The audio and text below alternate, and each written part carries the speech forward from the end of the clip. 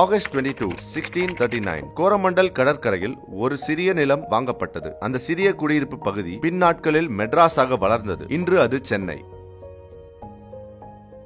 நூற்றாண்டுகளின் அரசியல், புரட்சிகள், மதங்கள், சமூகங்கள் அனைத்தையும் தாங்கி வளர்ந்த நகரம் இது. கடந்த காலமும் நிகழ்காலமும் கைகோர்த்து கிடக்கும் நகரம். தமிழ்நாடு மற்றும் இந்தியாவின் பல்வேறு மாநிலங்களிலிருந்து அன்றாடும் வந்து குடியேறும் பல்லாயிரக்கணக்கானவர்களுக்கு வந்தாரை வாழ வைக்கும் நகரம் இந்த சென்னை மாநகர்.